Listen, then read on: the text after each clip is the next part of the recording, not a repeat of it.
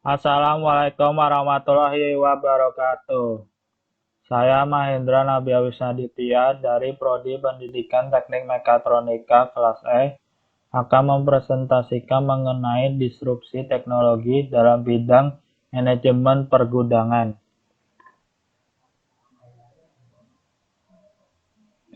Industri pergudangan bertanggung jawab atas penyimpanan, aliran, dan pengalihan rute barang ke konsumen atau toko. Pergudangan sering disebut sebagai salah satu industri yang akan direvolusi oleh otomatisasi. Banyak yang beranggapan bahwa teknologi dapat membuat kebutuhan tenaga kerja berkurang secara drastis. Namun, ada banyak bentuk teknologi yang berpotensi lebih ke mengubah tugas dan pekerjaan di sektor pergudangan tanpa mengurangi kebutuhan tenaga kerja secara drastis dalam jangka pendek hingga menengah. Pada umumnya, pergudangan dalam konteks skema rantai pasokannya dapat digambarkan pada gambar skema ini. Pasokan berupa bahan baku atau pengadaan barang yang didapat dari retail atau konsumen yang memiliki bahan baku atau barang yang dibutuhkan, baik itu barang mentah maupun setengah jadi. Kemudian bahan baku atau barangnya dibuat atau dirakit untuk menghasilkan produk setengah jadi atau jadi yang akan disimpan di pergudangan untuk didata, disimpan, dan pengiriman awal barang ke retail atau konsumen, dan ini menjadi siklus yang berulang. Di dalam pergudangan sendiri ada beberapa kegiatan. Yang pertama ada penerimaan atau receiving, yaitu membongkar barang dan mempersiapkannya baik untuk penyimpanan atau pengiriman ulang. Ini juga dapat mencakup pengembalian.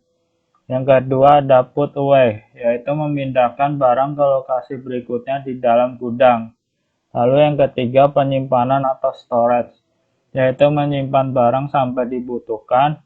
Lalu pengambilan atau picking, yaitu memilih dan merakit pesanan per item, kotak, atau palet. Ini juga dapat mencakup rakitan akhir, pelabelan, atau pengemasan. Lalu yang kelima ada pengiriman atau shipping, yaitu mempersiapkan pesanan untuk pengiriman atau pemuatan barang. Selanjutnya ada teknologi terkemuka di pergudangan. Ada beberapa inovasi teknologi yang difokuskan untuk menghilangkan entry data dan mengurangi lalu lintas pejalan kaki yang terlibat dalam aktivitas pekerjaan di gudang, yaitu yang pertama berupa software, yaitu Warehouse Management System atau WMS. Teknologi paling umum yang digunakan di seluruh industri ini fungsinya untuk mengontrol operasi gudang sehari-hari, termasuk menerima dan menyimpan, mengatur pesanan, dan mengelola pengisian produk.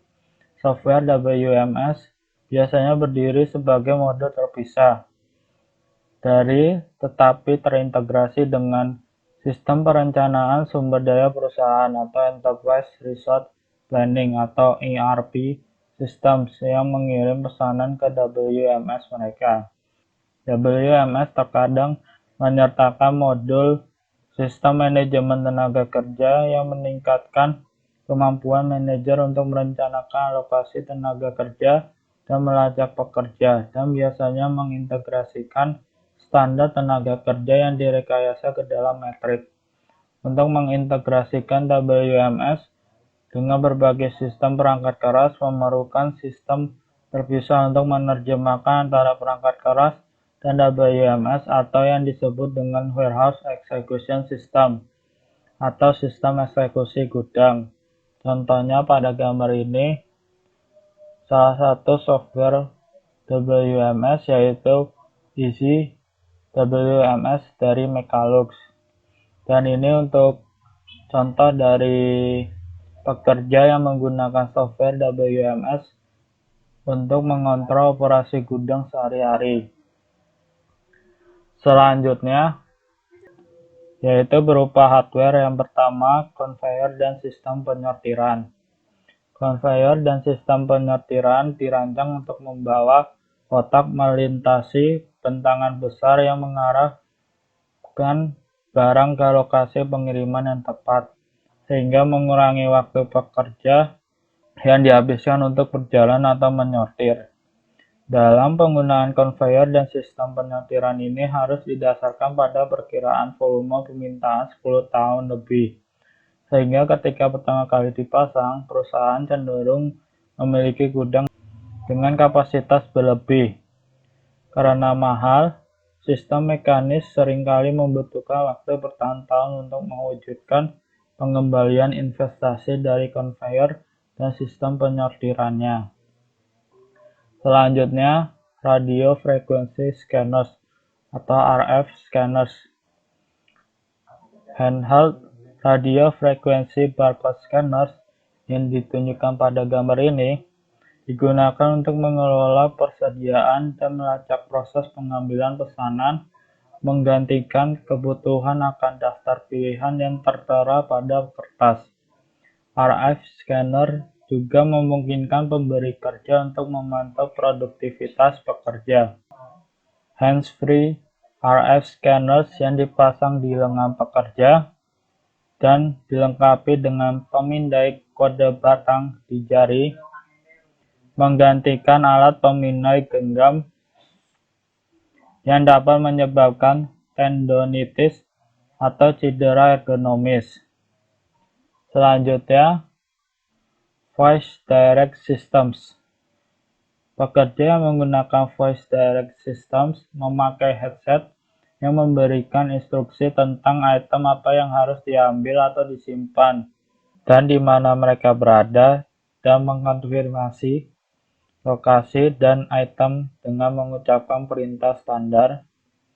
Voice direct systems akan menggantikan kebutuhan pekerja untuk membaca instruksi dari daftar atau memindai item dengan pemindai kode batang.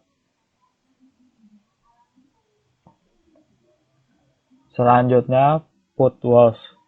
Put walls adalah sistem rak dengan slot, masing-masing mewakili pesanan e-commerce atau toko, dilengkapi dengan lampu yang mengarahkan pekerja untuk meletakkan barang di tempat tertentu.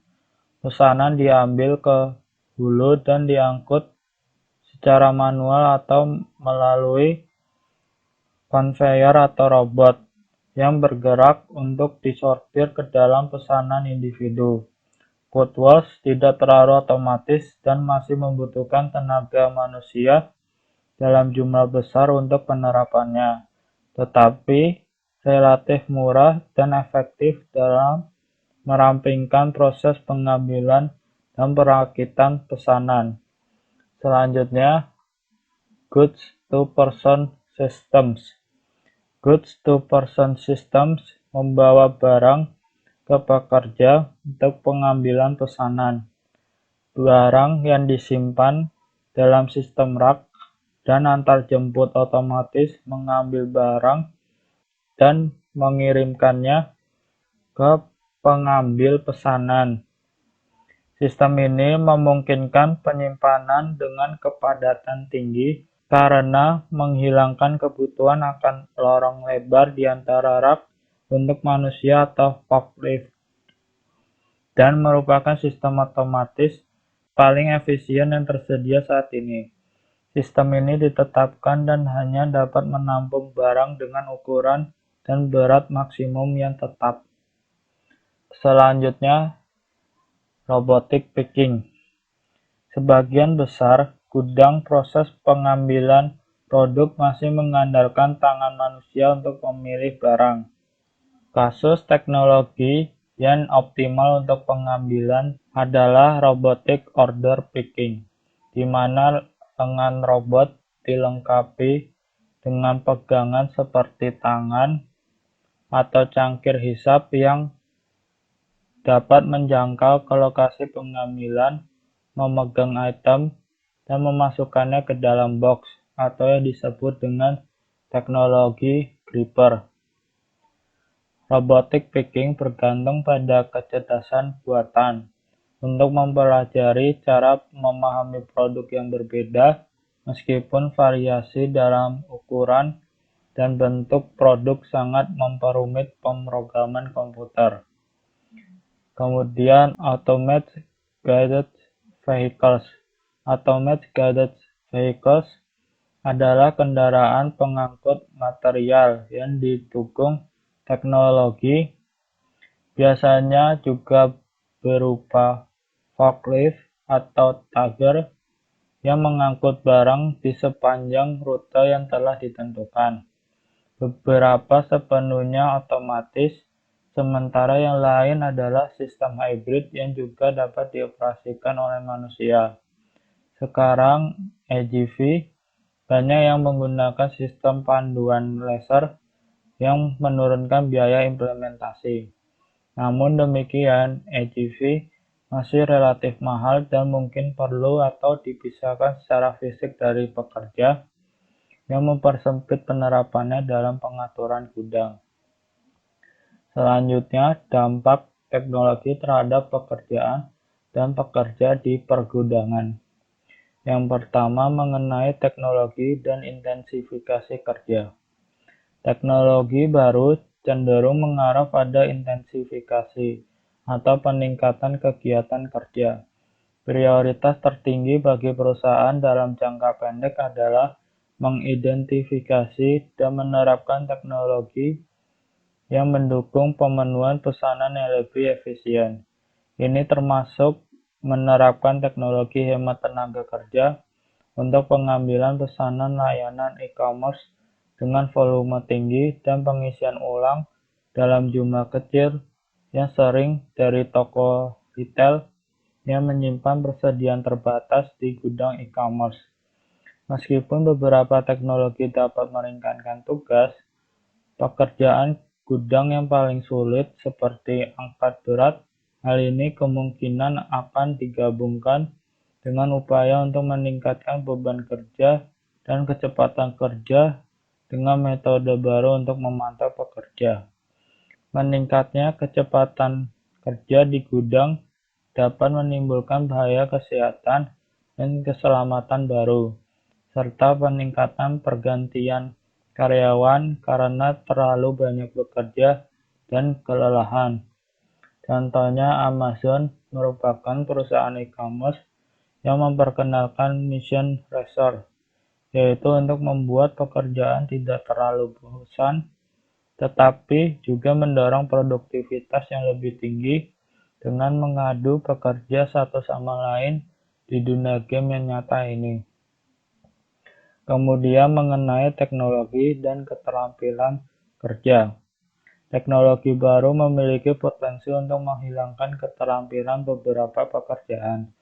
Dalam beberapa kasus, penghilangan keterampilan tampaknya dimotivasi oleh keinginan untuk mengubah strategi tenaga kerja, termasuk memperluas ukuran pasar tenaga kerja potensial, meningkatkan penggunaan pekerja sementara, mengurangi tenaga kerja dalam pekerjaan tertentu, dan meningkatkan produktivitas pekerja.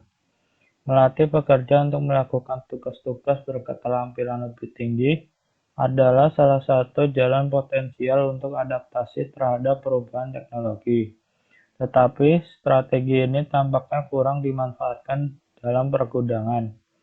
Sebaliknya, realokasi tenaga kerja kemungkinan akan mendominasi dalam jangka pendek dan menengah, didukung oleh proses de-skilling dan intensifikasi kerja.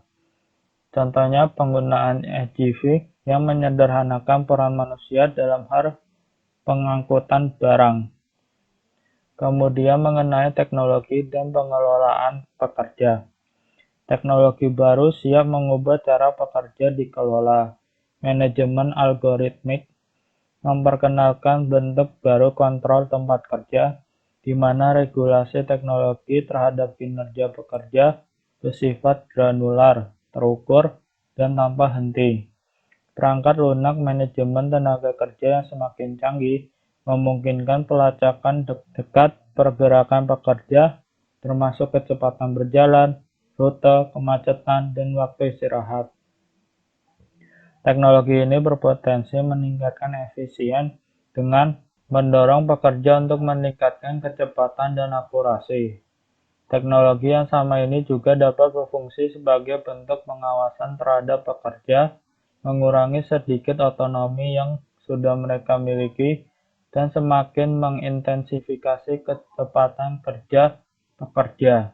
Tanpa intervensi, untuk memastikan transparansi dan kehadiran algoritma yang digunakan dalam teknologi ini, kondisi kerja di gudang mungkin mengarah ke bentuk pemantauan dan manajemen yang lebih kaku. Selanjutnya mengenai teknologi dan pekerjaan. Dalam jangka pendek hingga menengah, teknologi baru kemungkinan besar tidak akan menyebabkan hilangnya pekerjaan secara luas. Pertumbuhan pekerjaan dapat dikurangi dengan meningkatnya penggunaan teknologi hemat tenaga kerja di gudang e-commerce khususnya. Contohnya, Honeywell yang mengembangkan mesin bongkar muat robot ini yang mengurangi waktu pembongkaran dan sekaligus peran pekerja dalam proses tersebut. Dalam jangka panjang dengan tidak adanya perubahan besar dalam ekonomi ataupun konteks strategi adopsi teknologi perusahaan, peningkatan penggunaan teknologi dapat menunjukkan pengurangan tenaga kerja. Yang terakhir mengenai teknologi dan demografi pekerjaan. Teknologi cenderung memiliki dampak yang tidak merata di seluruh demografi dan pekerjaan. Beberapa teknologi akan secara tidak proporsional berdampak pada kelayakan kerja pekerja yang lebih tua, seperti standar produktivitas yang direkayasa yang memberikan konsekuensi kepada pekerja karena tidak mencapai target yang tepat, atau bentuk teknologi yang lebih baru di mana pekerja yang lebih tua tidak memiliki pelatihan atau pengalaman. Perempuan lebih cenderung dipekerjakan di gudang e-commerce dibandingkan gudang tradisional, sehingga pertumbuhan e-commerce menawarkan peluang kerja baru bagi pekerja perempuan. Namun, pekerjaan di gudang e-commerce biasanya memiliki upah yang lebih rendah dan jadwal yang kurang dapat diprediksi, dan mereka bahkan lebih rentan terhadap tekanan untuk meningkatkan kecepatan. Akhirnya, perubahan teknologi akan memiliki efek yang berbeda pada tingkat pekerjaan. Pekerjaan garis depan seperti pengangkutan pesanan kemungkinan akan melihat konten dan kualitas pekerjaan mereka berubah dengan penerapan teknologi baru yang mengurangi aktivitas bernilai rendah seperti berjalan kaki. Pengemudi forklift dapat bekerja bersama dengan forklift yang sebagian otomatis, dan pegawai pengiriman mungkin melihat pekerjaan mereka semakin digantikan oleh kecerdasan buatan. Sekian yang saya dapat presentasikan. Apabila ada kekurangan maupun kesalahan mohon dimaafkan. Semoga presentasi saya dapat bermanfaat. Wassalamualaikum warahmatullahi wabarakatuh. Terima kasih.